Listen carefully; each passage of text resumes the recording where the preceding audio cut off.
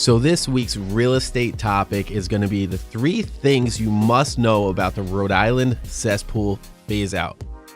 A, it's a big deal. There's 25,000 homes in Rhode Island that are going to be affected by this. B, you need to have the cesspool replaced with a septic system or connected to sewer if available within 12 months of purchase. And C, the costs range between $15,000 and $60,000 to do this. Okay, so there was legislation that was approved, and this starts January 1st of 2016. Is anybody excluded from this? Yes. So who is it? Well, it's basically family, direct family. Like if you sell your house to a spouse, I don't know why you'd be doing that, but if you would sell your house to a spouse, or if you would sell it to a brother or a sister, or anything like that, direct family is exempt from that. Now, I said there's 25,000 cesspools in the state. That's quite a lot. That's a lot of homes. So what happens to these 25,000 people that can't, let's just say some of these people can't afford to switch these out before they sell, or the buyer can't afford to switch it out when they buy. So what are they going to do? What exactly can you do if you've got this huge gorilla, 15,000 between 60,000? And by the way, the higher end ones are usually by high water tables, environmentally sensitive areas. Okay, you need different systems around there to make sure that the waste is not leaching into public waterways or into our water supply. And this is why we're actually getting rid of cesspools. Okay, but so Dan, as our mortgage expert on the show, what are people's options? I know it's a pretty convoluted thing. Yeah, this has been kind of a buzzword lately in the business. I mean, a couple things that I want to strike on. Obviously, this started in 2007, and so you can see how long the system takes to really kick things in. But people have had 8 years to do this, and most people didn't even know. The average person, I mean, I just sold the property that you sold for me, that had a cesspool. In Coventry, it had a septic and a cesspool, but one of the bathrooms was on that cesspool, and that buyer is going to have to eventually replace that cesspool now. Some of the big caveats to this also are, if you're within 200 feet of inland edge of shoreline features bordering tidal water areas, if you're within 200 feet of public wells, if you're within 200 feet of a water body that can be considered drinking water, this has to be done immediately. Yes. So they're not going to have a choice. And what's going to happen to some buyers and to people who own and sellers, you're going to have these problems. And the solutions to those problems are going to have to be thought up between the realtors, between the companies that are going to replace these, between the buyer, between the seller. There's going to need to be some thought process behind this on all ends. I have a client right now that's looking to purchase a property, and it has a cesspool.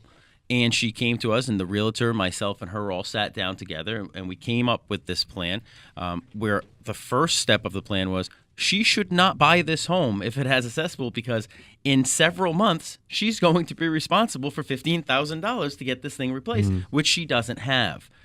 So we looked at a couple different routes. One, the first thing that they said to me was, why don't we just get a credit?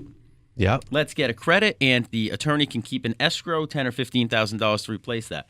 Some loans do not allow for that. The Federal Housing Administration is not going to allow for you to escrow money for repairs. That's your 3.5% down program, FHA. FHA, correct. That's also the one that we use for the 100% program in the 105. Rhode Island Housing. Rhode Island Housing, correct.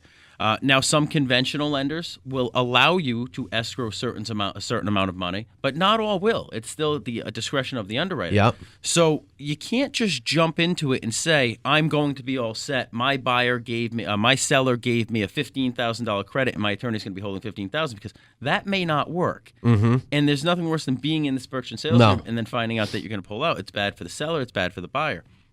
The solution that we came up to, and maybe we can help, Emilio, you and I can help some of our sellers out there that do have cesspools. We worked with a local septic and cesspool company, and they agreed to do the work and invoice at the closing. So they said, we'll come in, we'll take out the cesspool or fill it in or whatever they do. We'll put in a new septic system, and we will send an invoice to you. And when you close on that purchase, the seller will pay it through the proceeds. Sure. So it's not a credit. It's not an enticement. That was I like that idea. That's what we came up with. And again, I think working with people like with John at Go Fix It, I think maybe he can do things like that for us. And I don't think every company is going to be willing to do that because as a business owner, it's very difficult to say, well, I'll do all this work and then I'll get my money later. We all know it's expensive to do those work. But some companies are going to be able to do that for us. And I think if we're working with them and if the buyer has a good pre-approval. Yep. And we're having that conversation because I had to have a conversation with the owner of that company and I had to explain to him, yes, I've checked this, I've checked that, I've checked this, and I know that this seller can buy this, this buyer can buy this home and that you will get paid. They've got to be in the right program though. That's the moral of the story.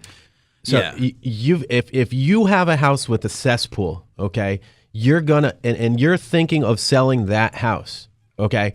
You don't have to replace that yourself. The buyer can replace that. So if you've gotten information that says you have to have that replaced before you sell, that is inaccurate. Completely inaccurate. Inaccurate. So I want you to know your facts. This is a huge, huge thing. You could be spending anywhere from $15,000 to $60,000.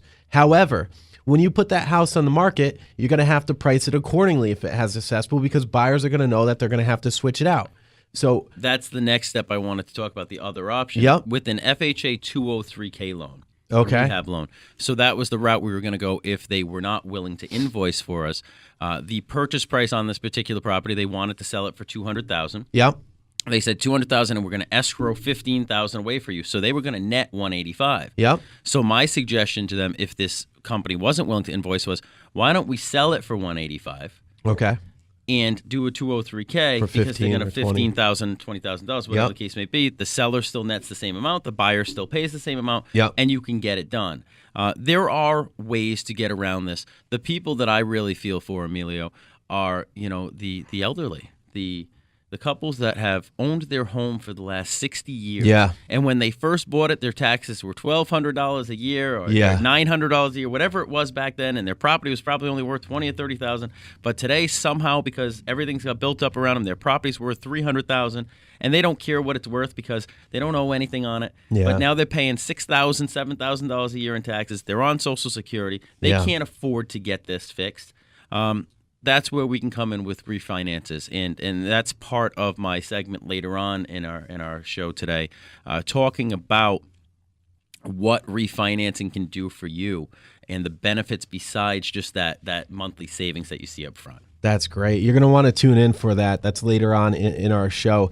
But, there's some really great points here, and it's like we said, it's such a convoluted thing, so you're going to want to make sure you get professional advice.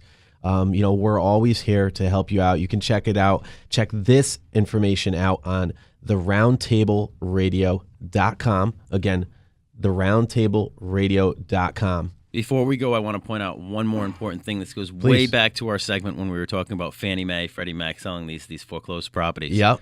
On foreclosures, if you're buying a foreclosure, this is something you may want to negotiate with Fannie Mae ahead of time. Yes, have them do it. Because they don't have to do it, but I think if everybody started saying, hey, Fannie, no, we're done with this. We're not going to continue to buy houses that you don't legally own. We're not going to continue to sit around for 6 months while you try and figure out a foreclosure. And no, we're not going to buy your ridiculous amount of inventory that you have sitting on the market right now that's been foreclosed, that's sitting vacant, that have all these cesspools, because that's going to be the next step in the process. Yeah. They're going to look at how many of these they have, and they're going to go, uh-oh. We have to do something about it. And I'm sure they're going to start dumping these properties as fast as they can. Absolutely. So if you're buying a Fannie Mae foreclosure, make sure you check and see if it has a cesspool ahead of time because you don't want to get caught with a $15,000 bill a year later.